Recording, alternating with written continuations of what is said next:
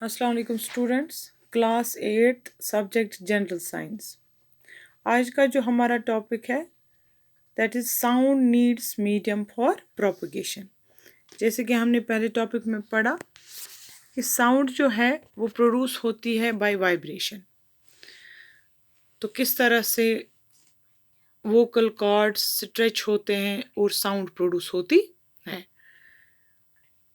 जब आप किसी से बात करते हो तो जो आपके सामने बैठा हो इंसान वो कैसे आपकी बात सुनता है। हमारे और उसके दरमियान एयर है। इसका मतलब है एयर जो है वो पास करती है हमारी साउंड दूसरे इंसान तक। ठीक है, इसको प्रूव करने के लिए कि एयर जो है वो मीडियम है फॉर साउंड, हम एक एक्टिविटी करेंगे। ये एक्टिविटी करने के लिए हमें ग्लास टम्बलर लाना है। उस ग्लास टम्बलर को हमें ड्राई करके उसमें अपना सेल फोन रखना है।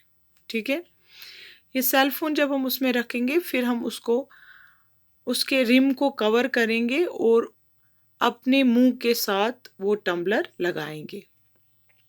आपको क्या करना है, आपको अपने मुंह से जो टम्बलर में एयर है उसको सक करना है और अपने फ्रेंड को कहना है कि आपको वो आपके सेल फोन को रिंग करे। ठीक है, जो आप देखोगे कि वहाँ पर जो आपके सेल फोन की आवाज़ है वो बहुत ही स्लो हो जाएगी, फेंट हो जाएगी।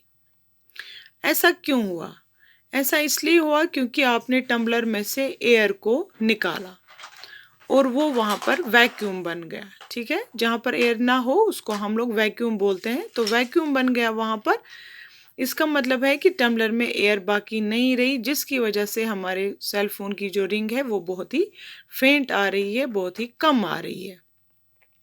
अब पूरी हवा तो हम उसमें से नहीं निकाल सकते हैं, कुछ एयर वहाँ पर बाकी रहेगी जिसकी वजह से साउंड जो है दैट विल बी फेंट, बहुत ही कम आएगी आवाज़। ये एक्टिविटी करके हमें ये पता चलता है कि एयर जो है वो मीडियम है फॉर प्रोपगेशन ऑफ साउंड, यानी कि साउंड बगैर एयर के एक इंसान से दूसरे इंसान तक पास नहीं हो जाएगी। अब हम ऐसे ही सिंपल एग्जांपल लेंगे वाटर की। आपको एक टब में पानी भरना है और एक बेल लानी है। आप बेल उस टब में डालिए और उसको हिलाइए बेल को, आप देखोगे कि आप बेल की आवाज़ सुनोगे। इसका मतलब है वाटर जो है उसमें भी साउंड जो है वो प्रोपगेट होती है, आवाज़ पानी में भी चलती है। जैसे कि हम लोग बोलते हैं डॉल्फिन, शार्क्स वगैरह जो है वो वाटर में एक दूसरे के साथ कम्युनिकेट करती है। ये हमारे लिए बेस्ट एग्जाम्पल है कि साउंड जो है वो वाटर में प्रोपगेट करती है। ठीक है, इसी तरह से अगर हम सॉलिड्स की एक एक्टिविटी करेंगे, हम एक बड़ी सी स्केल लाएंगे या आप टेबल पर भी एक्टिविटी कर सकते हो कि एक फ्रेंड आपका कान लगाएगा टेबल के साथ और दूसरा फ्रेंड जो है वो अपने नाखूनों से टेबल को कुरे देगा। तो क्या आप तक आवाज़ आएगी? बिल्कुल आएगी आवाज़। इसका मतलब है सॉलिड्स में भी साउंड पास होती है, साउंड प्रोपगेट होती है सॉलिड्स में भी। तो यहाँ पर हमें नटशेल में, कंक्लूजन में हम ये कहेंगे कि sound propagates in air, water and solids. Vacuum में साउंड पास नहीं होती है। ठीक है, एयर में साउंड प्रोपगेट करती है, वाटर में प्रोपगेट करती है और सॉलिड्स में भी साउंड प्रोपगेट करती है। तो ये आपको याद रखना है। इसमें ये 3 एक्टिविटीज़ मैंने आपको बता दी। ये 3 एक्टिविटीज़ जो है आप याद रख लीजिएगा।